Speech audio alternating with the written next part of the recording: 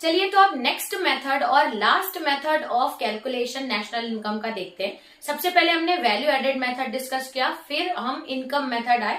अब लास्ट है कि अगर आप अपना जो एक्सपेंडिचर मेथड है या जब आप कंज्यूम करते हो चीजें, उस मेथड से हम कैसे नेशनल इनकम कैलकुलेट कर सकते हैं। तो स्टार्ट करते हैं। ये है हमारा एक्सपेंडिचर मेथड। 3 मेथड होते हैं नेशनल इनकम के, 2 मेथड हम ऑलरेडी डिस्कस कर चुके हैं। अभी आते हैं एक्सपेंडिचर। एक्सपेंडिचर मेथड में आपको एक बात याद रखनी है, जब भी आप क्वेश्चन देखेंगे और उसमें बोला जाएगा कि आपको नेशनल इनकम कैलकुलेट करना है लेकिन एक्सपेंडिचर मेथड से करना है, तो कैसे कैलकुलेट करोगे? एक्सपेंडिचर यानी कि खर्चा, तो जितने भी खर्चे हमारी इकोनॉमी में हो रहे हैं उन सबको आप ऐड करेंगे, चाहे वो गवर्नमेंट कर रही हो, चाहे वो प्राइवेट इंस्टीट्यूशन कर रहे हो, चाहे वो नॉन प्रॉफिट ऑर्गेनाइजेशन क्यों ना हो, जितने भी खर्चे हो रहे हैं उनको हम एक्सपेंडिचर मेथड में लेंगे। वैसे ही अगर आप जो कंजप्शन एक्सपेंडिचर कर रहे हैं यानी कि आप अपने डेली यूजेबल सामान में जो भी एक्सपेंडिचर कर रहे हैं वो तो होगा, प्लस आप जो कैपिटल बना रहे हैं, चाहे आप कोई इन्वेस्टमेंट कर रहे हैं या कैपिटल के लिए कोई खर्चा कर रहे हैं या आप अपने स्टॉक के लिए कोई खर्चा कर रहे हैं या आप बाहर से क्यों ना सामान मंगा रहे हैं, आप एक्सपोर्ट करा रहे हैं, ये सारे खर्चे एक्सपेंडिचर मेथड में आएंगे। ये कंसेप्ट अगर आप क्वेश्चन सॉल्व करते टाइम याद रखते हो तो बहुत आसानी से सॉल्व होगा। अब मैं आपको इसका फॉर्मूला और उसके बाइफरकेशन बता रही हूँ। वैसे तो इतना डिटेल नहीं जाएगा, हर फॉर्मूला की बाइफरकेशन है, डिस्कस कर लेते हैं, लेकिन याद रखिएगा इसको ज्यादा सिंपल ही रखेंगे। कुछ जैसे आपको इंपोर्ट और एक्सपोर्ट्स में थोड़ा बहुत कंफ्यूजन दे सकता है, बाकी तो ऐसे ही आते हैं, लेकिन क्योंकि हमारे सब्जेक्ट का पार्ट है तो हमको डिटेल में डिस्कस करना है। देखिए मेथड का फॉर्मूला क्या है कि जब आप एक्सपेंडिचर मेथड लेंगे तो आपको क्या क्या चीजें, 4 चीजें याद रखनी है। सबसे पहले आपको private final consumption expenditure, private house hold ने जो खर्चा किया है वो, प्लस गवर्नमेंट ने जो कंजप्शन किया है।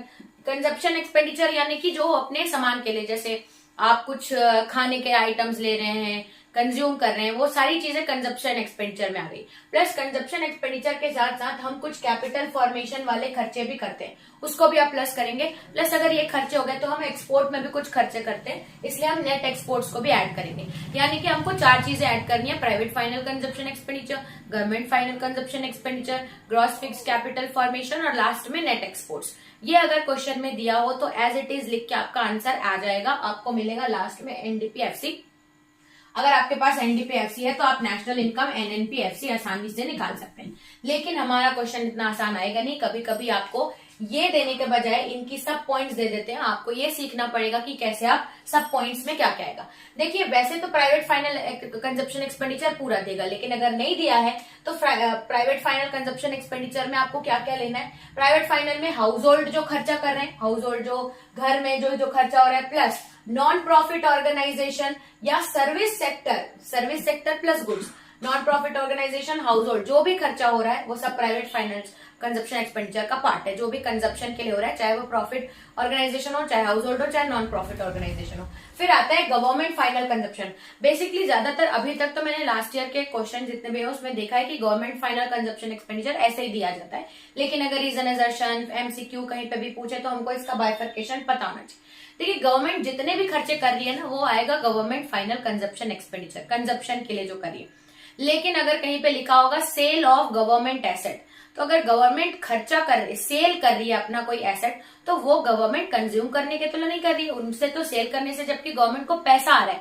जब पैसा आ रहा है तो वो एक्सपेंडिचर कैसे हुआ। इसलिए ये याद रखिएगा कि जब गवर्नमेंट एक्सपेंडिचर नहीं दिया हो तो क्या क्या लेंगे आप, जो भी गवर्नमेंट ने इंटरमीडिएट कंजप्शन किया है, प्लस गवर्नमेंट ने जो भी सैलरी पे की है, जो भी गवर्नमेंट के एम्प्लॉयज को, गवर्नमेंट ने कोई अब्रॉड में डायरेक्ट परचेज किया है, या तो यहां तक तो सब ऐड होगा। लेकिन अगर गवर्नमेंट ने कोई भी चीजें सेल की गई है वो भी दिया होगा तो वो माइनस हो जाएगा, क्योंकि सेल हमारा कंजप्शन एक्सपेंडिचर में नहीं आता है। तो ये इसका बाइफरकेशन है। उसके बाद जो हमारी थर्ड हेडिंग है वो है ग्रॉस डोमेस्टिक कैपिटल फॉर्मेशन, या इसको ग्रॉस इन्वेस्टमेंट भी बोलते हैं। यहाँ तक हम कंजप्शन एक्सपेंडिचर को प्लस कर रहे थे, यहाँ पे हम कैपिटल्स को भी प्लस करेंगे। जैसे ग्रॉस फिक्स्ड कैपिटल फॉर्मेशन, देखो बेसिकली इसमें तो 2 चीजें ही प्लस करनी पड़ती है, ग्रॉस डोमेस्टिक कैपिटल फॉर्मेशन या ग्रॉस इन्वेस्टमेंट में आप gross fixed capital formation plus inventory investment करते हैं। ये 2 चीजें अगर आप प्लस करते हैं तो आपका ग्रॉस डोमेस्टिक कैपिटल फॉर्मेशन आ जाता है।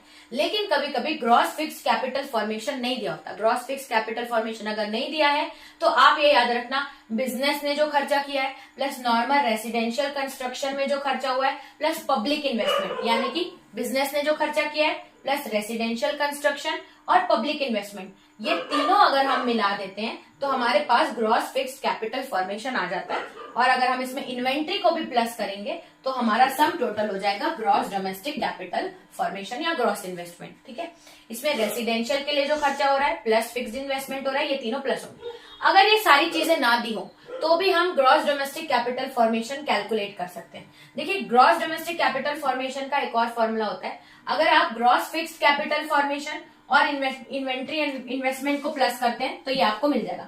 लेकिन अगर कभी कभी ग्रॉस फिक्स्ड कैपिटल फॉर्मेशन नहीं दिया है तो फिर हम ये कैसे निकालेंगे? एक तो तरीका है ये तीनों को प्लस करने का, अगर ये तीनों भी नहीं दिए हैं तो आप नेट फिक्स्ड कैपिटल फॉर्मेशन और डेप्रिसिएशन को प्लस करते हैं।